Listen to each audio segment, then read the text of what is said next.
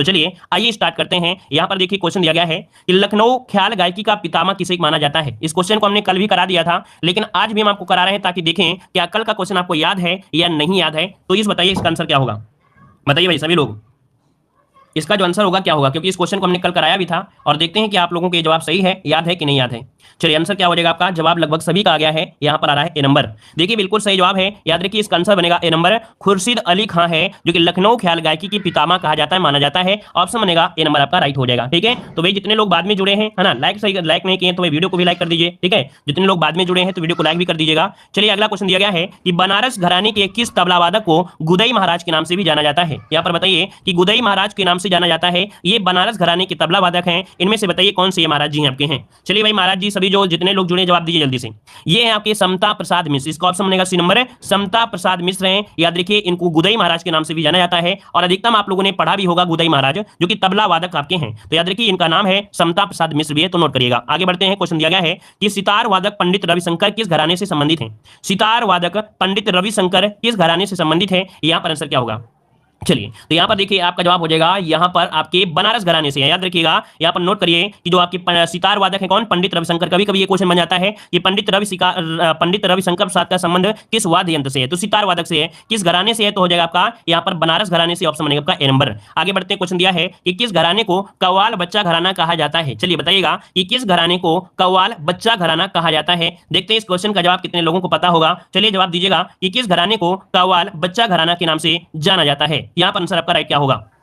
चलिए भाई तो देखिए इसका जवाब आ रहा है आपके आगरा घराने से। चलिए और थोड़ा प्रयास करिए जवाब देने का। यहां पर जो आंसर होगा क्या हो जाएगा, चलिए 5 का ऑप्शन जो बनेगा वो हो जाएगा बी नंबर आगरा घराना। जिसका भी आया आंसर बिल्कुल राइट हो जाएगा, आगरा घराना आपका आंसर यहां पर राइट हो जाएगा। ठीक है, चलिए आगे बढ़ते हैं। क्वेश्चन आपसे अगला पूछा गया है कि किस घराने को गौरीपुर घराना के नाम से भी जाना जाता है। किस घराने को गौरीपुर घराना के नाम से भी जाना जाता है, यहां पर आंसर आपका राइट क्या हो जाएगा। तो चलिए इसका आंसर में से क्या बनेगा, यहां पर देखिए किस घराने को गौरीपुर घराना के नाम से जानते हैं। 6 का ऑप्शन यहां पर हो जाएगा ऑप्शन ए नंबर, ये इटावा घराना है। क्या है, इटावा घराना है। इसका ऑप्शन जो बनेगा वो आपका ए नंबर आपका हो जाएगा। ठीक है, आगे बढ़ते हैं। क्वेश्चन दिया है कि किस्सा राधा कन्हैया की रचना किसने की थी। ये बताइए कि किस्सा राधा कन्हैया की रचना किसने की थी। 7 का ऑप्शन क्या हो जाएगा। 7 की अगर हम बात करते हैं तो ऑप्शन बनेगा ये है नवाब वाजिद अली शाह है। याद रखिए इसका ऑप्शन जो बनेगा नवाब वाजिद अली शाह है। यहां पर आंसर आपका सी हो जाएगा, किस्सा राधा कृष्ण कन्हैया की रचना जो की थी नवाब वाजिद अली शाह ने, तो इसका ऑप्शन आपका सी नंबर। आगे बढ़ते हैं, क्वेश्चन दिया है आधुनिक शास्त्रीय हिंदी रंगमंच का जनक किसे माना जाता है। चलिए आईएमपी क्वेश्चन आपको दिया गया है और इस समय देखो नोटिफिकेशन आपका नहीं आता है, हमने आपको बताया है, इसलिए यहां पर आप लोग नोटिफिकेशन का इंतजार ना करें। जब डेली क्लास आपकी चलती है तो आपको टाइम से आना है और यहां पर हमारे टेलीग्राम से जुड़ जाइए, देव जी के ट्रिक, क्योंकि सब लोग कहते हैं शिकायत करते हैं कि सर नोटिफिकेशन नहीं आया है। तो जब इतनी क्लासें हो जाती तो नोटिफिकेशन हो सकता है ना जाए, तो देव जी के ट्रिक्स हमारा टेलीग्राम है, तो वहां से जुड़ सकते हैं। जरूरी पीडीएफ भी आपकी वहां पर प्रोवाइड करा दी जाती है। ठीक है, तो आप लोग हमारे टेलीग्राम से जरूर जुड़िएगा। चलिए बताइए आधुनिक शास्त्रीय हिंदी रंगमंच का जनक किसे कहते हैं। 8 का ऑप्शन क्या होगा।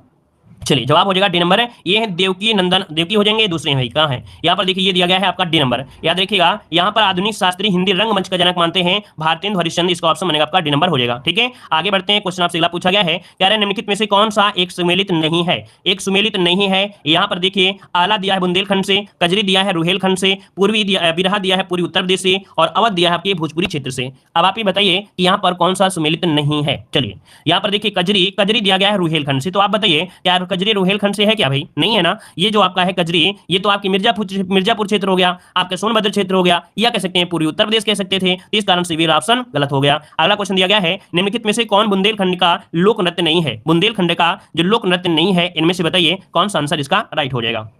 चलिए तो देखिए आपका जवाब हो जाएगा आपका बढ़ैया, है ना। बढ़ैया ये बुंदेलखंड का लोक नृत्य नहीं है, तो ऑप्शन बनेगा आपका सी नंबर इसका राइट हो जाएगा। ठीक है, आगे बढ़ते हैं। क्वेश्चन आपसे दिया गया है कह रहा है निम्नलिखित में से कौन लोकगीत बरसात के महीने में गाया जाता है। ये बताइए कि कौन सा लोकगीत है जो बरसात के महीने में गाया जाता है। यहाँ पर ऑप्शन देना है, लॉक करना है, जल्दी से बताइए। तो यहाँ पर देखिए जो कजरी है, क्या है, कजरी लोकगीत है, ये बरसात के महीने में गाया जाता है। ऑप्शन बनेगा आपका बी नंबर हो जाएगा। अगला क्वेश्चन दिया गया है मिर्जापुर जो प्रसिद्ध है वो किसके लिए प्रसिद्ध है। मिर्जापुर जो प्रसिद्ध है वो किसके लिए प्रसिद्ध है। 12 का ऑप्शन दीजिएगा। चलिए 12 नंबर में, तो 12 का ऑप्शन क्या हो जाएगा, तो आपका जवाब हो जाएगा कजरी के लिए। किसके लिए भाई, कजरी के लिए जाना जाता है, तो ऑप्शन बनेगा आपका ए नंबर हो जाएगा। आगे बढ़ते हैं। क्वेश्चन दिया है संगीत शिक्षा हेतु उत्तर प्रदेश का प्रथम संगीत महाविद्यालय इनमें से कौन सा है। संगीत शिक्षा हेतु उत्तर प्रदेश का प्रथम संगीत महाविद्यालय इनमें से कौन हो जाएगा। चलिए 13 की अगर बात करते हैं तो ऑप्शन क्या होगा, ये है आपका आंसर ए नंबर दिया गया है कि भातखंडे, क्या हो जाएगा आपका यहाँ पर भातखंडे हिंदुस्तान संगीत महाविद्यालय है। ये संगीत शिक्षा के लिए उत्तर प्रदेश में प्रथम संगीत महाविद्यालय है। ठीक है, आगे बढ़ते हैं। क्वेश्चन आपसे दिया गया है निम्नलिखित में से कौन सबसे प्राचीन वाद्य यंत्र है। सबसे प्राचीन वाद्य यंत्र इनमें से कौन सा हो जाएगा। सरोज, वीणा, तबला या सितार। चलिए कौन सा आंसर हो जाएगा? यहाँ पर देखिए सबसे पुराना है ये वीणा है। कौन है भाई? वीणा, जिसका जवाब आ रहा है बिल्कुल राइट हो जाएगा। यहाँ पर जो वीणा है इसका आंसर राइट हो जाएगा। ठीक है, आगे बढ़ते हैं। क्वेश्चन आपसे अगला पूछा गया है कि अमीर खुसरो ने किसके विकास में अग्रणी भूमिका निभाई थी?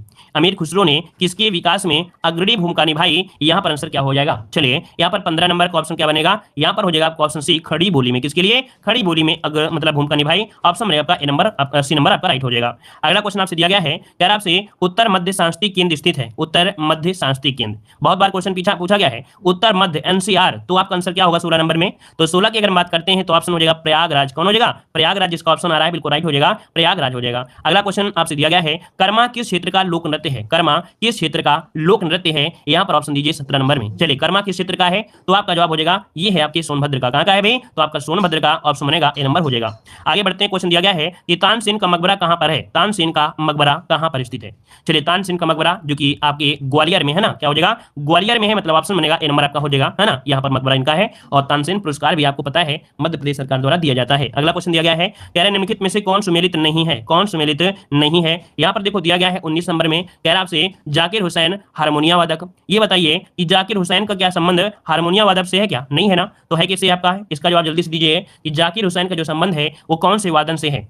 चलिए बताइए कि जाकिर हुसैन का जो संबंध है वो तबला से है। बिल्कुल सही है, तबला से इनका हो जाएगा, तबला से हो जाएगा। मतलब पहला ही पॉइंट जो आपका है वो गलत हो गया है। अहमद अली खां जो आपके हैं, अमजद अली खां सरोद हैं, बिरजू महाराज कथक हैं, बिस्मिल्लाह खां आपके सेनाई हैं। ठीक है, इस कारण से ए नंबर आपका गलत हो गया। अगला क्वेश्चन दिया गया है, सितार का जो मिश्रण है किसका मिश्रण है? सितार मिश्रण है, ये किसका मिश्रण है? यहाँ पर बताइए इसका आंसर क्या हो जाएगा? सितार, सितार को बनाया गया है, कैसे बनाया गया है? तो सितार बना है आपके वीणा से और आपके तंबूरे से। किसे? वीणा से और तंबूरे को मिलाकर बनाया गया है, तो इसका आंसर आपका हो जाएगा बी नंबर हो जाएगा। आगे बढ़ते हैं। क्वेश्चन दिया है, कह रहे हैं निम्नलिखित में से कौन सुमेलित नहीं है? कौन सुमेलित नहीं है 21 में?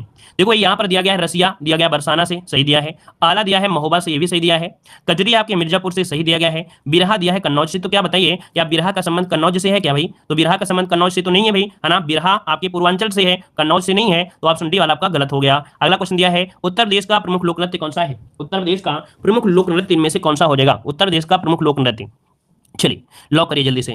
यहाँ पर आंसर क्या हो जाएगा? तो ऑप्शन आपका हो जाएगा उपयुक्त सभी, क्योंकि लोक नृत्य दिया है, शास्त्रीय नृत्य नहीं दिया है, तो सभी आपके हो जाएंगे जो कि लोक नृत्य हैं। ठीक है, अगला क्वेश्चन दिया गया है कि जौनपुर के सुल्तान हुसैन सरकी ने निम्नलिखित में से किसकी धुन पर बड़ा ख्याल का विकास किया था? बड़ा ख्याल का यहाँ पर विकास किया। यहाँ पर दिया गया है, आपके ऑप्शन दिए हैं कव्वाली, ठुमरी, दादरा और आपका गजल। तो यहाँ पर देखिए कव्वाली, अर्थात जौनपुर के जो सुल्तान हुसैन सरकी थे, इन्होंने किस धुन पर तो बड़ा ख्याल का विकास किया था? कव्वाली। तो इसका ऑप्शन बनेगा ए नंबर, इसका राइट हो जाएगा। ठीक है, आगे बढ़ते हैं। क्वेश्चन आपसे अगला पूछा गया है, चलिए क्वेश्चन आपसे अगला है कि शाकंभरी देवी का मेले का आयोजन होता है कहां पर होता है? शाकंभरी देवी के मेले का जो आयोजन होता है कहां पर होता है? 24 नंबर लॉक करिएगा। 24 का ऑप्शन क्या हो जाएगा? यहाँ पर 24 की अगर बात करें तो सासे शाकंभरी और सासे सहारनपुर, मतलब ऑप्शन बनेगा यहाँ पर आपका डी नंबर। अगला क्वेश्चन दिया गया है, निम्नलिखित में से कौन सा उत्तर प्रदेश का लोकगीत नहीं है? चलिए बताइएगा, उत्तर प्रदेश का लोकगीत नहीं है। यहाँ पर 25 का ऑप्शन क्या होगा? चलिए उत्तर प्रदेश का लोकगीत नहीं है कौन? तो देखो बिरहा भी है, कजरी भी है, रसिया भी है, ढोला मारू आपका नहीं है, तो आपका आंसर क्या होगा? डी नंबर, ढोला मारू नहीं है। अगला क्वेश्चन दिया गया है, निम्नलिखित में से कौन कथक कलाकार नहीं है? चलिए कौन कथक कलाकार नहीं है? किशन महाराज, बिरजू महाराज, लच्छू महाराज और आपका सितारा देवी। यहाँ पर देखिए 26 नंबर में, तो 26 का ऑप्शन क्या हो जाएगा? यहाँ पर किशन महाराज ऑप्शन बनेगा आपका ए नंबर, राइट हो जाएगा। ठीक है ना। चलिए अगला क्वेश्चन आपसे दिया गया है, कह रहा है निम्नलिखित में से कौन बुंदेलखंड का लोकप्रिय लोकगीत है? ये बताइए बुंदेलखंड का लोकप्रिय लोकगीत जो आपका है इनमें से कौन हो जाएगा? चलिए भाई इसका जवाब दीजिएगा। यहाँ पर जो आंसर आपका है इसका आंसर क्या हो जाएगा? चलिए देखिए काफी लोग जुड़े हैं, काफी संख्या में जुड़े हैं, है ना। तो लाइक की भी संख्या ज्यादा बढ़ाइए भाई, नोटिफिकेशन नहीं जाता है, लाइक शेयर बढ़ाते रहिए सब लोग, जितने लोग रहे कम से कम उतना का उद्धार होता रहे, है ना। उन्हीं से मोटिवेट बना रहे। हम आपको मोटिवेट कर सकते हैं तो आपको भी फर्ज होता है कि मोटिवेट दूसरे को बनाते रहें, है कि नहीं। तो जितने लोग भाई अभी तक देख सकते हैं वीडियो को लाइक नहीं किए हैं तो जल्दी से भाई वीडियो को देख लीजिएगा, लाइक नहीं किया है तो लाइक कर दीजिएगा सभी लोग। ठीक है, जल्दी से लाइक की संख्या बढ़ाइए भाई। चलिए तो देखो यहाँ पर दिया है कौन बुंदेलखंड का लोकप्रिय गीत आपका है, तो यहाँ पर देखिए आंसर क्या हो जाएगा? यहाँ पर 27 का ऑप्शन बने आपका डी नंबर, ये आहला है। देखिए बुंदेलखंड का लोकप्रिय है आपका आहला है। ठीक है, ये क्वेश्चन बहुत बार पूछा गया है। अगला क्वेश्चन दिया गया है कि भातखंडे संगीत संस्थान लखनऊ डीम्ड विश्वविद्यालय बना था। देखो सबसे पहले संगीत विश्वविद्यालय यही था, लेकिन इस संगीत संस्थान को डीम्ड विश्वविद्यालय बनाया गया, और ये डीम्ड जो बनाया गया था कब? 2001 में। इसका ऑप्शन बनेगा यहाँ पर बी नंबर 2001 हो जाएगा। आगे बढ़ते हैं। क्वेश्चन दिया है प्रसिद्ध शास्त्रीय गायक भीमसेन जोशी का संबंध जो है वो किससे है? चलिए प्रसिद्ध शास्त्रीय गायक भीमसेन भीमसेन जोशी का जो संबंध है वो किससे है? 29 का ऑप्शन लॉक करिए। 29 का ऑप्शन क्या हो जाएगा? तो 29 की अगर हम बात करते हैं तो देखिए ये है आपके किराना घराने से है, ठीक है। जो भीमसेन जोशी का संबंध है वो आपके किराना घराने से है। ऑप्शन बनेगा आपका सी नंबर हो जाएगा। आगे बढ़ते हैं, क्वेश्चन दिया है चरकुला प्रमुख लोक नृत्य है। चरकुला प्रमुख लोक नृत्य है और ये कहां का लोक नृत्य है? चलिए 30 का ऑप्शन दीजिएगा।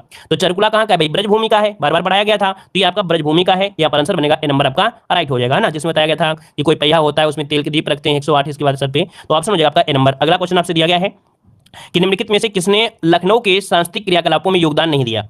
अब आप बताइए कि लखनऊ के सांस्कृतिक क्रियाकलापों में योगदान जो नहीं दिया था वो किसने नहीं दिया? यहाँ पर आंसर क्या हो जाएगा? तो देखिए भाई यहाँ पर बिंद्यादीन भी हैं, इलायत खां भी हैं, उस्ताद दूल्हे खां हैं, लेकिन मेहंदी जो आपके हैं मेहंदी ये कलाकार आपके लखनऊ सांस्कृतिक घराने से नहीं संबंधित हैं, अर्थात उसके क्रियाकलाप में इन्होंने योगदान नहीं दिया है। अगला क्वेश्चन आपसे दिया गया है कि राय लोक नृत्य का संबंध उत्तर प्रदेश के निम्नलिखित में से किस एक क्षेत्र से है? राय लोक नृत्य का संबंध उत्तर प्रदेश के निम्नलिखित किस एक क्षेत्र से है? राय लोक नृत्य तो भैया आपको पता है बुंदेलखंड क्षेत्र में होता है, ठीक है। कहाँ होता है? आपके बुंदेलखंड क्षेत्र में होता है जो राय लोक नृत्य है, ये बुंदेलखंड से, ऑप्शन डी हो जाएगा। अगला क्वेश्चन दिया गया है निम्नलिखित में से उन्हें चिन्हित कीजिए जो कथक नृत्य से संबंधित नहीं है। देखिए यहां पर जो आपका दिया गया है, कौन सा दिया गया आपसे? ध्रुव तारा जोशी का संबंध। तो यहाँ पर आपका आंसर आपका ए नंबर आपका हो जाएगा। यहाँ पर जो आपका दिया है शंभू महाराज ये भी हैं, सितारा देवी भी हैं, और यहाँ पर जो आपके कह सकते हैं लक्ष्मण महाराज भी हैं, लेकिन जो आपके ध्रुव तारा जोशी संबंध है इनकी शास्त्रीय संगीत से है। किससे भाई? इनका जो संबंध है ये शास्त्रीय संगीत से है। किससे है भाई? संगीत से है। इनका जो संबंध है वो आपके संगीत से है, ठीक है। इस कारण से ऑप्शन आपका हो जाएगा कौन सा? यहाँ पर ए नंबर इसका राइट हो जाएगा, ध्रुव तारा जोशी संगीत। अगला क्वेश्चन दिया गया है निम्नलिखित में से कौन सा उत्तर प्रदेश का लोक नृत्य नहीं है? उत्तर प्रदेश का लोक नृत्य नहीं है, 34 का ऑप्शन बताइए। देखो यहाँ पर देखो रास नृत्य भी है, चरकुला भी है, ठीक है, कर्मा भी है, और आपका मुरिया तो भाई झारखंड का है, मतलब ऑप्शन क्या बनेगा? यहाँ पर आंसर आपका डी हो जाएगा, मुरिया हो जाएगा। अगला क्वेश्चन दिया गया है हरिदास जयंती प्रतिवर्ष मनाई जाती है। हरिदास जयंती प्रतिवर्ष मनाई जाती है, ये बताइए कहां पर मनाई जाती है? तो हरिदास जयंती आपके वृंदावन में। कहां पर? वृंदावन में। तो ऑप्शन क्या बनेगा? आपका सी नंबर हो जाएगा। अगला क्वेश्चन दिया गया है प्रसिद्ध सितार वादक इनायत खां किस घराने से हैं? प्रसिद्ध सितार वादक इनायत खां किस घराने से हैं? यहाँ पर 36 का ऑप्शन बताइए। तो इनायत खां का जो संबंध है वो इटावा घराने से है। कहां से है? इटावा घराने से है। इसका ऑप्शन बनेगा आपका सी नंबर है। इनायत खां का संबंध है आपके इटावा घराने से। अगला क्वेश्चन यहाँ पर दिया है निम्नलिखित में से कौन सुमेलित नहीं है? कौन सुमेलित नहीं है? चलिए कौन सुमेलित नहीं है? तो चैता दिया है आपके रुहेलखंड का। क्या दिया है? चैता का जो संबंध है वो कहां से है? देखिए इसका जो आंसर आपका दिया गया, देखो आला बुंदेलखंड से है ना, बिरहा पूर्वांचल से है, कजरी अवध से है, लेकिन जो चैता है तो भी आपके रुहेलखंड से नहीं है, ये आपके उत्तरांचल से है, अर्थात तो यहाँ पर आपका ए नंबर आपका गलत हो जाएगा, ठीक है। चलिए मतलब पूर्वांचल से। अगला क्वेश्चन दिया गया है उत्तर प्रदेश में वर्षा के समय गाया जाने वाला लोकगीत जो है वो आपका कौन सा हो जाएगा? उत्तर प्रदेश में वर्षा के समय गाया जाने वाला जो लोकगीत है वो इनमें से कौन सा हो जाएगा? चलिए 38 नंबर में। तो 38 की अगर हम बात करते हैं तो आपका आंसर क्या होगा? 38 की अगर हम बात करें तो बताइए जल्दी से, इसका आंसर कजरी हो जाएगा। बिल्कुल सही है, कजरी जिसका ऑप्शन आ रहा है बिल्कुल सही हो जाएगा, कजरी। अगला क्वेश्चन दिया गया है ताज महोत्सव किस महीने में मनाया जाता है? बताइए भाई ताज महोत्सव जो कि आगरा में मनाया जाता है और ये किस महीने में मनाया जाता है? तो ये महीना कौन सा है? महीना हो जाएगा आपका फरवरी। क्या हो जाएगा? फरवरी। ऑप्शन बनेगा आपका बी नंबर। अगला क्वेश्चन दिया है कि निम्नलिखित में से कौन सा लोक संगीत दिए गए स्थानों से सुमेलित नहीं है? देखो दिया है होली ब्रज क्षेत्र से दिया गया है, होली ब्रज क्षेत्र से है, नौटंकी हाथरस से है, बिरहा कानपुर दिया, तो भाई बिरहा भी बताया था, बिरहा का संबंध पूर्वांचल से है ना, तो मतलब आपका जो सी नंबर आपका ही गलत हो गया, ठीक है। कजरी आपके बनारस घराने से हो जाएगा, बनारस से हो जाएगा। अगला क्वेश्चन दिया है चित्रकला के मुगल शैली का आरंभ जो किया था वो किसने किया था? देखो यहाँ पर दिया है आरंभ। क्या दिया है? आरंभ। तो आरंभ जो किया था वो किसने किया था? तो हुमायूं ने किया था, है ना, अपने प्रवास काल के दौरान अपने किया था, 2 लोगों को साथ में लेकर भी आए थे। तो प्रारंभ जो किया, आरंभ किया वो आपके हुमायूं ने किया था। याद रखिए मुगल शैली में जो चित्रकला का आरंभ, तो ऑप्शन आपका डी नंबर हो जाएगा, ठीक है। अगला क्वेश्चन दिया गया है कि ठुमरी गायिका गिरजा देवी का जो संबंध है वो आपकी किस घराने से है? ठुमरी गायिका गिरजा देवी का जो संबंध है वो किस घराने से है? 42 का ऑप्शन बताइए क्या हो जाएगा? चलिए 42 का ऑप्शन बनेगा यहाँ पर सी नंबर, बनारस घराने से। कहां से है भाई? बनारस घराना है, बहुत बार क्वेश्चन पूछा गया है, ठीक है। चलिए आगे बढ़ते हैं। क्वेश्चन आपसे अगला है, कह रहा है सुविख्यात चित्र सत्यम शिवम सुंदरम की जो रचना की थी वो किसने किया था? सत्यम शिवम सुंदरम की जो रचना किया था वो किसने किया था?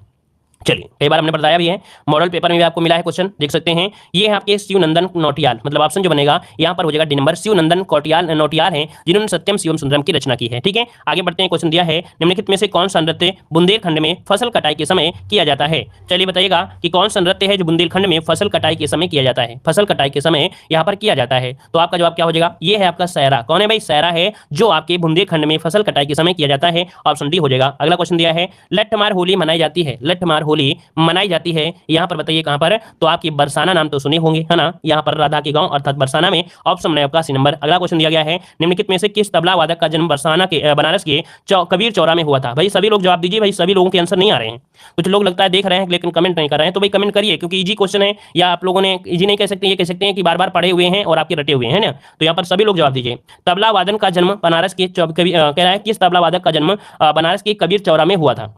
46 का ऑप्शन हो जाएगा बी नंबर पंडित किशन महाराज है। ठीक है, ये तबला वादक है आपके किशन महाराज, ऑप्शन में आपका बी नंबर। अगला क्वेश्चन दिया गया है निम्नलिखित में से कौन युग्म सुमेलित नहीं है, कौन युग्म सुमेलित नहीं है 47 नंबर में। चलिए, बेरहा कन्नौज, अमजद अली खां सरोद, बिरजू महाराज कत्थक, आला आपका महोबा। तो देखिए भाई 47 का ऑप्शन हो जाएगा आपका जो बिरहा कन्नौज है। तो अभी हमने बताया था बिरहा का संबंध आपके पूर्वांचल से है, तो ये नंबर आपका गलत हो जाएगा। अगला क्वेश्चन दिया गया है, कह रहा है कौन सा शास्त्रीय नृत्य उत्तर प्रदेश से संबंधित है, कौन सा शास्त्रीय नृत्य उत्तर प्रदेश से संबंधित है, यहाँ पर 48 नंबर में। तो 48 की अगर हम बात करते हैं तो यहाँ पर आंसर क्या हो जाएगा, तो उत्तर प्रदेश से जो ऑप्शन है बी नंबर कत्थक हो जाएगा। क्या हो जाएगा भाई, कत्थक ऑप्शन में आपका बी नंबर। अगला क्वेश्चन आपसे दिया गया है, मेरठ में प्रत्येक वर्ष होली के बाद आयोजित किया जाने वाला रंग बिरंगा जो मेला है वो आपका कौन सा है। चलिए ये बताइएगा, मेरठ में प्रत्येक वर्ष होली के बाद आयोजित किया जाने वाला रंग बिरंगा जो मेला है वो आपका कौन सा है। यहाँ पर 49 का ऑप्शन दीजिएगा, तो 49 का ऑप्शन हो जाएगा नौचंदी मेला। कौन है, नौचंदी मेला, ऑप्शन बनेगा आपका सी नंबर। अगला क्वेश्चन दिया है, बहराइच सुल्तानपुर रायबरेली किस बोली के क्षेत्र में आते हैं।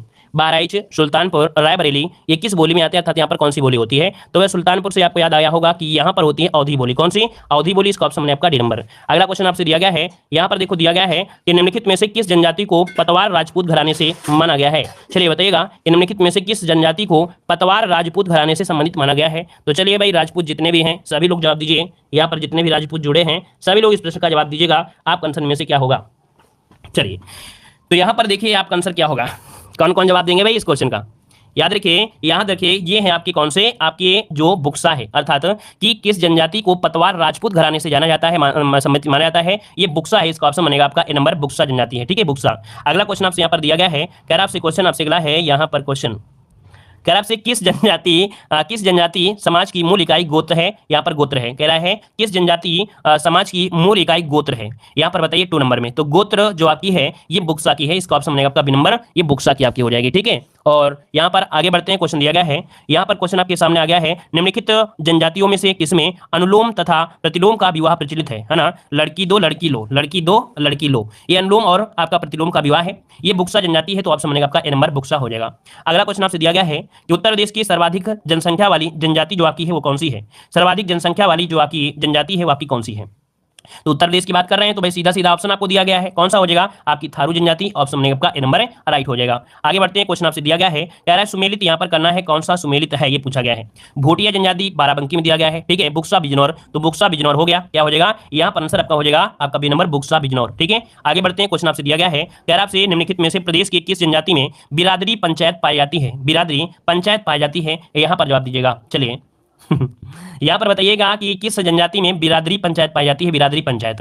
तो 6 का ऑप्शन क्या होगा, तो 6 का ऑप्शन बनेगा आपका यहाँ पर नंबर आपकी बुक्सा हो जाएगा। ठीक है, बुक्सा जनजाति। अगला क्वेश्चन दिया गया है, कह रहा है सर्वाधिक अनुसूचित जनजाति के प्रतिशत वाला जो जिला है वो आपका कौन सा है। तो ये बताइएगा सर्वाधिक जनजाति के हिसाब से जो प्रतिशत वाला जिला है वो इनमें से कौन हो जाएगा, 7 नंबर में। तो यहाँ पर देखिए सोनभद्र में पाई जाती है, तो ऑप्शन क्या होगा, बी नंबर हो जाएगा, सोनभद्र। अगला क्वेश्चन दिया गया है कि थारू समाज में पहले निम्नलिखित में से किस प्रकार का परिवार पाया जाता था। यहाँ पर बताना है आपका आंसर इनमें से क्या हो जाएगा। चलिए इसका जवाब दीजिएगा सभी लोगों। थारू समाज में पहले निम्नलिखित में से किस प्रकार का परिवार पाया जाता था। चलिए यहां पर हो जाएगा मात्र सत्तात्मक हो जाएगा। क्या हो जाएगा, यहां पर मात्र पिता हो जाएगा मात्र सत्तात्मक या पितृ सत्तात्मक, यहाँ पर मात्र होना चाहिए। क्या बनेगा, मात्र सत्तात्मक, इसका आंसर बनेगा मात्र सत्तात्मक। इसका मतलब है जो ऑप्शन आपका है वो आपका इसका बी नंबर आपका हो जाएगा, बी नंबर, मात्र सत्तात्मक। ठीक है ना, चलिए इसको सुधार कर लीजिएगा, यहाँ पर डी नहीं, यहाँ पर आपको बी होगा, मात्र सत्तात्मक। अगला क्वेश्चन आपसे यहाँ पर दिया गया है, सर्वाधिक अनुसूचित जाति वाला जो जिला है वो आपका कौन सा है। सर्वाधिक अनुसूचित जाति वाला जो जिला है इनमें से कौन हो जाएगा, यहाँ पर आंसर क्या होगा, तो भैया आपका जवाब हो जाएगा यहाँ पर सोनभद्र। क्या हो जाएगा, सोनभद्र हो जाएगा। अगला क्वेश्चन दिया गया है कि अगरिया जनजाति निवास करती है, अगरिया जनजाति निवास करती है, जवाब देना है क्या हो जाएगा। चलिए तो यहाँ पर देखिए आपका आंसर क्या होगा, अगरिया जनजाति आपकी निवास करती है आपके सोनभद्र में। कहां पर है, आपके सोनभद्र में। अगला क्वेश्चन आपसे दिया गया है, परहिया जनजाति निवास करती है, परहिया जनजाति जो निवास करती है ये कहां पर करती है, परहिया जनजाति। तो देखिए भाई परहिया जनजाति निवास करती है आपके सोनभद्र में। कहां पर है, आपके सोनभद्र, तो ऑप्शन बनेगा यहाँ पर ए नंबर। आगे बढ़ते हैं, क्वेश्चन दिया गया है कि कर्मा किस का लोक नृत्य है। कर्मा किसका लोक नृत्य, अर्थात कर्मा जो नृत्य है ये कौन सी जनजाति के द्वारा ये नृत्य किया जाता है। चलिए यहाँ पर आपका 12 नंबर में, और 12 का ऑप्शन हो जाएगा खरवार जनजाति। कौन सी है, खरवार जनजाति। याद रखिएगा कि कर्मा जो है वो आपकी खरवार जनजाति में है, ऑप्शन बी इसका राइट हो जाएगा। आगे बढ़ते क्वेश्चन दिया है, सबसे कम अनुसूचित जनजाति वाला जिला बताइए। सबसे कम अनुसूचित जनजाति वाला जो जिला है वो आपका कौन सा है, 13 का जवाब दीजिए। इसका आंसर क्या होगा, तो ये है आपका बागपत। क्या हो जाएगा, बागपत में सबसे कम अनुसूचित जनजाति है, इसका ऑप्शन बनेगा आपका ए नंबर हो जाएगा। ठीक है, आगे बढ़ते हैं, क्वेश्चन दिया गया है कि प्रदेश के किस जिले में एक भी जनजाति नहीं पाई जाती है। प्रदेश के किस जिले में एक भी जनजाति नहीं पाई जाती है, यहाँ पर आंसर आपका क्या हो जाएगा भाई, इसका आंसर आपको बताना है क्या हो जाएगा। तो देखिए 14 का ऑप्शन बनेगा, यहाँ पर देखिए जो जौलौन है और आपका अयोध्या है ना, जालौन और अयोध्या में एक भी जनजाति नहीं पाई जाती है। ऑप्शन में आपका ए नंबर। अगला क्वेश्चन दिया है प्रदेश की कुल जनसंख्या का कितने प्रतिशत जनसंख्या जनजातियों का है? तो जनजाति जो पाई जाती है वो 0.6% हमने पढ़ाया है, ये 0.6% ऑप्शन में आपका बी नंबर। अगला क्वेश्चन दिया गया है निम्नलिखित में से कौन सी जनजाति स्वयं को किरात वंश को मानते हैं? चलिए कौन सी जनजाति है जो स्वयं को किरात वंश का मानते हैं? यहाँ पर आपका 16 का ऑप्शन क्या होगा? तो देखिए 16 की अगर बात करते हैं तो जो थारू जनजाति है, कौन? जो थारू जनजाति है ये स्वयं को किरात वंश का मानती है। ऑप्शन इसका डी हो जाएगा। आगे बढ़ते हैं, क्वेश्चन दिया गया है, यहाँ पर क्वेश्चन आपसे अगला है, कह रहा है निम्नलिखित में से किस जनजाति में बदला विवाह प्रचलित है? बदला विवाह प्रचलित है, यहाँ पर आंसर क्या होगा? तो भाई बदला विवाह जो आपका है यहाँ पर 17 नंबर में ये थारू जनजाति है। क्या है? थारू जनजाति है बदला विवाह। ऑप्शन में आपका ए नंबर आपका हो जाएगा। अच्छा देखो यहाँ पर बदला अगर विवाह लगे तो थारू बताना है, लेकिन यहाँ पर ये पूछे अनुलोम और विलोम, क्या? अनुलोम और प्रतिलोम विवाह, अनुलोम और आपका प्रतिलोम विवाह, ठीक है। तो अनुलोम और प्रतिलोम विवाह अगर पूछ ले प्रतिलोम वाला तो क्या बताना है? बुक्सा बताना है। क्या बताना है? बुक्सा। तो एक साथ इसको नोट कर लीजिएगा, जो बुक्सा जनजाति है वो अनुलोम प्रतिलोम बोला जाता है और बदला विवाह होता है वो आपका थारू बोला जाता है। तो दोनों में आप लोग नोट कर लीजिएगा, ठीक है। चलिए यहाँ पर आगे बढ़ते हैं, क्वेश्चन आपसे अगला पूछा गया है, यहाँ पर दिया गया है निम्नलिखित में से कौन सी जनजाति दीपावली को शोक पर्व के रूप में मनाती है? यहाँ पर आंसर क्या हो जाएगा? तो दीपावली में शोक के रूप में मनाती है, यहाँ पर कौन सी है? तो आपकी थारू जनजाति हो जाएगा, डी नंबर थारू जनजाति। अगला क्वेश्चन आपसे अगला पूछा गया है, यहाँ पर देखिए अगला क्वेश्चन कि कौन सी जनजाति इस्लाम धर्म के अनुयायी है? कौन सी जनजाति इस्लाम धर्म के अनुयायी है? यहाँ पर आंसर क्या होगा? तो 19 का ऑप्शन क्या हो जाएगा? 19 का ऑप्शन आपका माही गिर। कौन सी है? ये इस्लाम धर्म को मानती है और अनुयायी है, माही गिर है, तो ऑप्शन आपका सी नंबर। अगला क्वेश्चन आपसे यहाँ पर दिया गया है, निम्न जनजातियों में से कौन सी जनजाति के लोग नौकरी करना कम पसंद करते हैं? बताइएगा कि कौन सी जनजाति है जो नौकरी करना, तो आपकी बुक्सा जनजाति है, बुक्सा जनजाति है, ये नौकरी करना बहुत कम पसंद करते हैं, ठीक है। तो ये दो क्वेश्चन जो आपके थे हमारे पिछले लेक्चर के आपके थे, ठीक है। यहाँ पर आपका क्वेश्चन आपका आ गया है कि 2011 की जनगणना के अनुसार, याद रखिए आज 3 टॉपिक खत्म करना है, कम से कम 3 टॉपिक खत्म करना है, जनगणना भी खत्म करना है, पत्रिकाएं भी खत्म करना है और भी एक टॉपिक इसी के साथ खत्म करना है, ठीक है। तो थोड़ा फास्ट रहेंगे, लाइक से कर दीजिएगा। चलिए क्वेश्चन दिया गया है 2011 की जनगणना के अनुसार प्रदेश की वार्षिक वृद्धि दर जो आपकी है वो कितनी थी? चलिए क्या बताना है कि वार्षिक जो वृद्धि दर है वो आपकी कितनी थी, इसका आंसर बताना है। चलिए यहां पर याद रखिए 1.85, मतलब ऑप्शन बनेगा यहां पर आपका ये हो जाएगा कि 2011 की जनगणना के अनुसार वार्षिक वृद्धि दर जो रही है वो रही है कितना? 1.85 ऑप्शन बनेगा, यहां पर आपका ए नंबर हो जाएगा। आगे बढ़ते हैं, क्वेश्चन आपसे दिया गया है सर्वाधिक लिंगानुपात वाला जिला कौन सा है? सर्वाधिक लिंगानुपात वाला जिला है वो आपका कौन सा है? तो कौन हो जाएगा आपका? यहां पर देखिए जौनपुर, आपको हमने कई बार पढ़ाया है कि सर्वाधिक लिंगानुपात वाला जिला है कौन सा? जौनपुर। ऑप्शन क्या बनेगा? यहां पर आपका ए नंबर हो जाएगा, जौनपुर हो जाएगा। अगला क्वेश्चन दिया गया है न्यूनतम लिंगानुपात वाला जिला कौन सा है? न्यूनतम लिंगानुपात वाला जिला कौन सा हो जाएगा? तो देखो भाई यहां पर जो गौतम बुद्ध नगर है, याद रखिए गौतम बुद्ध नगर है, ये आपका न्यूनतम लिंगानुपात वाला जिला है, ऑप्शन आपका डी नंबर। ये जितने भी क्वेश्चन आपके हैं तो कम से कम 1000 बार क्वेश्चन पूछे गए, याद रखिएगा। अगला क्वेश्चन दिया गया है कह रहा आपसे 2011 की जनगणना के अनुसार पुरुष साक्षरता दर जो पूछा गया है, पुरुष साक्षरता दर कितनी है? चलिए यहां पर बताइए क्या हो जाएगा? तो 77। क्या हो जाएगा भाई? 77, इसका ऑप्शन आपका डी नंबर है कि पुरुष साक्षरता उत्तर प्रदेश में 77.3% आपकी है, ठीक है। वहीं पर महिला जो आपका है, महिला आपका लगभग 57 कुछ परसेंटेज है, ठीक है। अगला क्वेश्चन दिया गया है 2011 के अनुसार सर्वाधिक नगरीय आबादी वाला जो जनपद है वो आपका कौन सा है? 2011 के अनुसार सर्वाधिक नगरीय आबादी वाला जनपद में से कौन सा हो जाएगा? तो यहां पर नगरी के हिसाब से बोला है तो आंसर क्या होगा भाई? गाजियाबाद हो जाएगा। क्या? गाजियाबाद इसका आंसर आ रहा है, बिल्कुल राइट हो जाएगा, गाजियाबाद हो जाएगा। अगला क्वेश्चन आपसे दिया गया है कह रहा है 2011 की जनगणना के अनुसार महिला पुरुष अनुपात जो दिया है, लिंगानुपात जिसे बोलते हैं। अब आप बताइए कि जो लिंगानुपात रहा है वो कितना रहा है? लिंगानुपात कितना रहा है? तो 912, अर्थात 1000 महिलाएं तो 912 क्या, सॉरी 1000 पुरुष तो 912 कितनी महिला, मतलब ये हुआ कि प्रति 1000 पर काउंट किया जाता है, ठीक है। तो यहां पर आंसर हो जाएगा सी नंबर, यहां पर 912 महिलाएं, ठीक है। ये लिंगानुपात है, याद रखिएगा। सॉरी ये कह सकते हैं कि जो महिला लिंगानुपात है वो आपका 912 है, ठीक है। चलिए अगला क्वेश्चन आपसे दिया गया है 2011 की जनगणना के अनुसार उत्तर प्रदेश की कुल साक्षरता दर आपकी कितनी है? चलिए बताइएगा। ऊपर वाले में समझिए ना, 1000 पुरुष है तो आपकी 912 महिलाएं हैं। चलिए यहाँ पर दिया है 2011 की जनगणना के अनुसार उत्तर प्रदेश की कुल साक्षरता दर पूछा है, कुल साक्षरता दर, और कुल साक्षरता दर है तो आपका जवाब हो जाएगा ए नंबर 67.72%, मतलब ऑप्शन बनेगा आपका ए नंबर हो जाएगा। अगला क्वेश्चन दिया गया है उत्तर प्रदेश में नगरीय क्षेत्र की औसत साक्षरता जो है वो कितनी है? उत्तर प्रदेश में नगरीय क्षेत्र की जो औसत साक्षरता है अर्थात नगरों में रहने वालों की जो साक्षरता है वो आपकी कितनी है? यहाँ पर आपका आंसर क्या होगा? तो यहाँ पर हो जाएगा 75। भाई पढ़े लिखे ज्यादा होते हैं नगरों में, इसलिए तो बचते हैं उनके जो बच्चे हैं वो पढ़ लिख जाएंगे, नौकरी करेंगे, है ना। तो ऑप्शन क्या होगा? बी नंबर आपका हो जाएगा। अगला क्वेश्चन आपसे दिया गया है 2011 की जनगणना के अनुसार सर्वाधिक ग्रामीण जनसंख्या वाला जो जिला है वो आपका कौन सा है? सर्वाधिक ग्रामीण जनसंख्या वाला जो जिला है वो आपका कौन सा है?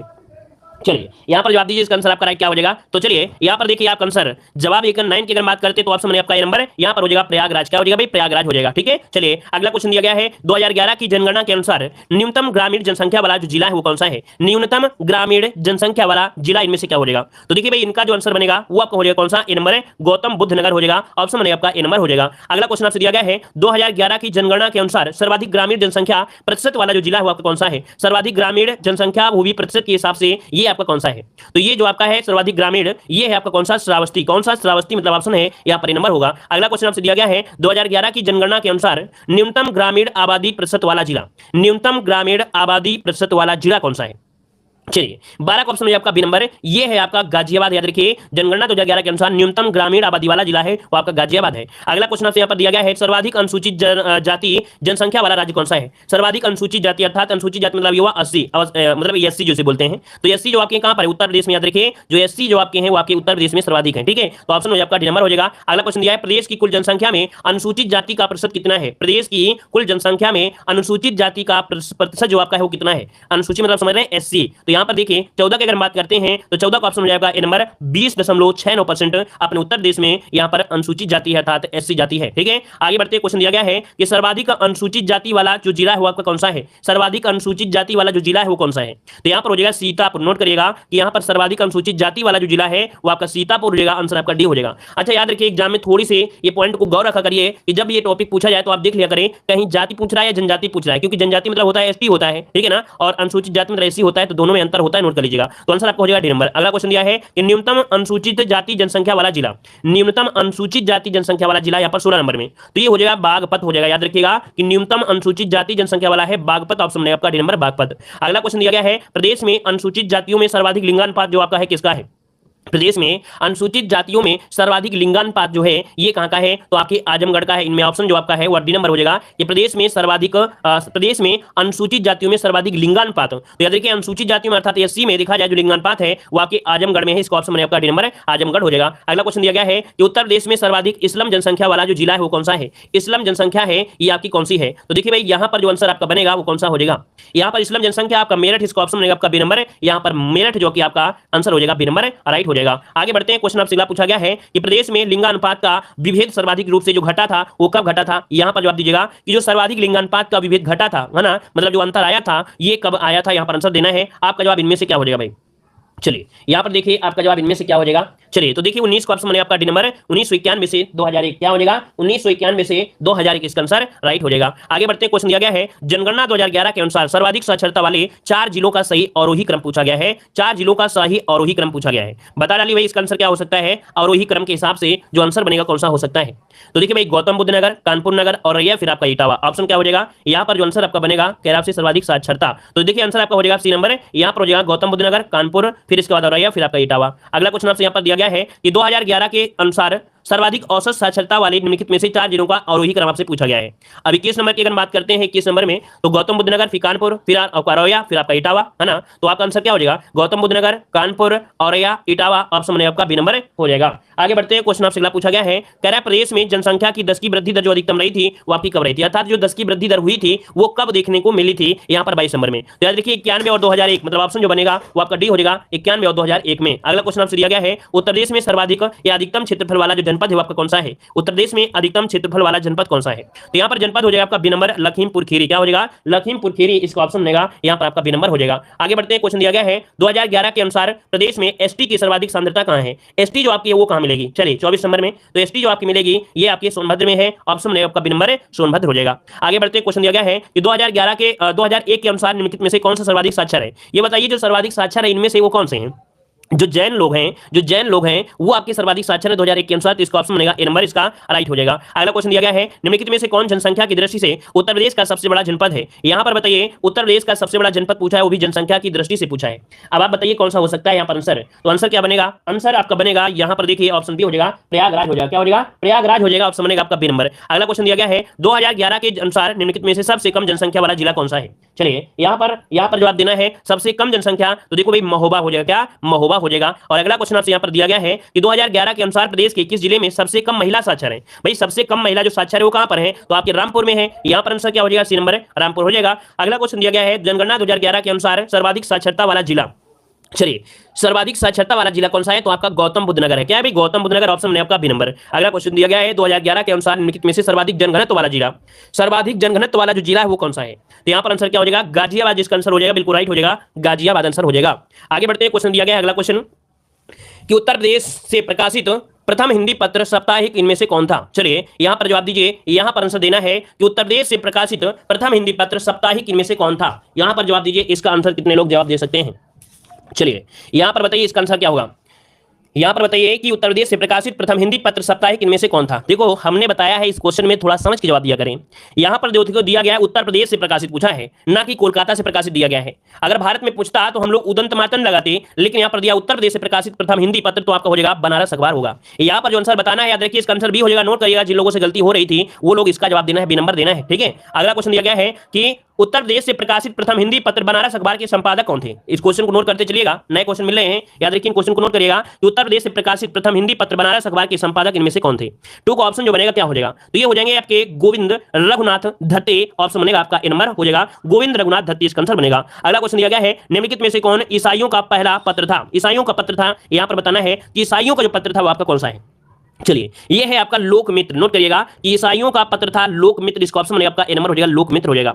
अगला क्वेश्चन दिया गया है कि आगरा से प्रकाशित भारत खंडामृत के संपादक आपके कौन थे। देखिए ये जो आपके आगरा से प्रकाशित होता था भारत खंडामृत, इसके जो संपादक थे वो आपके कौन थे। यहां तो ऑप्शन बी हो जाएगा वंशीधर वाजपेयी। कौन, वंशीधर वाजपेयी, इसका ऑप्शन आपका बी नंबर। अगला क्वेश्चन दिया गया है कि निम्नलिखित में से किसका संपादन गणेश शंकर विद्यार्थी करते थे। गणेश शंकर विद्यार्थी जो कि आपको पता है एक मेडिकल कॉलेज भी आपकी मतलब यहाँ पर कानपुर में अस्पताल भी खुला है ना। तो यहाँ पर देख सकते हैं ऑप्शन क्या हो जाएगा, यहाँ पर सी हो जाएगा प्रताप। क्या हो जाएगा भाई, प्रताप इसका आंसर बनेगा। अगला क्वेश्चन दिया गया निम्नलिखित में से किसका संपादन मदन मोहन मालवीय करते थे। भाई वीडियो को भी लाइक करते रहिए भाई, आप लोग देखो इतने लोग जुड़े रहते हो, डेली क्लास लेते हो तो कम से कम डेली वही सुनते भी हो आप लोग, डेली सुनते हो भी, ऐसा नहीं कि सुनते भी नहीं हो कि डेली कहते हैं भाई लाइक शेयर तो करी किया करिए। डेली आप पढ़ रहे हो, डेली नोट्स बना रहे हो, घर बैठे आप लोग मेहनत कर रहे हो, पढ़ाई कर रहे हो, ठीक है ना, कोचिंग जाना पड़ता है ना कहीं जाना पड़ता है, और इतने क्वेश्चन आपको रिवीजन करा देते हैं कि अगर आप अपनी कोचिंग में जाओगे ना तो बोलेंगे हम आपको एसटी दिलाएंगे, और एसटी क्या होगा, किसी किताब से छाप देंगे। और हम आपको इतना क्वेश्चन एक दिन में कराते हैं, इतना क्वेश्चन कराते हैं कि आप कोचिंग में रिवीजन नहीं होता। रिवीजन तो आपकी यहीं पर होता है, कोचिंग में तो फिर क्या होता है थ्योरी आप लोग पढ़ते हो, क्योंकि थ्योरी क्लास में नहीं पढ़ते हो, यहाँ पर यूट्यूब में आप लोग पढ़ते हो, रिवीजन क्लास लेते हो ज्यादा से ज्यादा, ठीक है। तो भाई लाइक शेयर बिना कह कर दिया करो, ये आपकी महानता होगी, ये आपकी स्टूडेंट होने का फर्ज भी होगा, ठीक है ना। चलिए तो भैया यहां पर देखिए निम्नलिखित में से किसका संपादन मदन मोहन मालवीय करते थे। यहां पर आंसर आपका हो जाएगा आपका डी नंबर है, ये है आपका हिंदुस्तान। क्या यहां पर आंसर हो जाएगा डी नंबर है, हिंदुस्तान हो जाएगा। अगला क्वेश्चन दिया गया है निम्नलिखित में से कौन हंस पत्रिका के संपादक थे।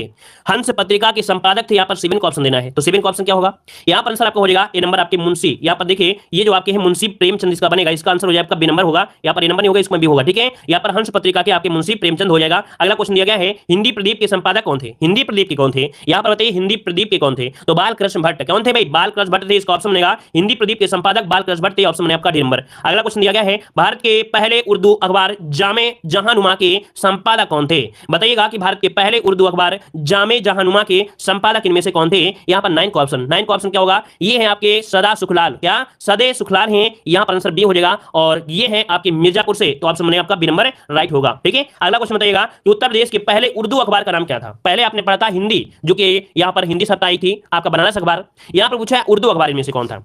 चलिए ये आपका सदरुल, क्या था भाई, सदरुल, इसका आंसर बनेगा डी नंबर। उत्तर प्रदेश का पहला उर्दू अखबार है सदरुल, ऑप्शन में आपका डी नंबर। अगला क्वेश्चन दिया गया है कि कामरेड तथा हमदर्द अकबर का प्रकाशन करते थे, मतलब अखबार का, यहां पर हो जाएगा कि कामरेड तथा हमदर्द अखबार का प्रकाशन करते थे, यहां पर कौन करते थे भाई, यहां पर मौलाना मोहम्मद अली जौहर। मौलाना मोहम्मद अली जौहर जो कि ऑप्शन है आपका ए नंबर, इसका आंसर बनेगा ए नंबर हो जाएगा। अगला क्वेश्चन आपसे दिया गया है, कह रहा है उर्दू दैनिक कौमी आवाज का प्रकाशन निम्नलिखित में से किसके प्रयास के फलस्वरूप हुआ था।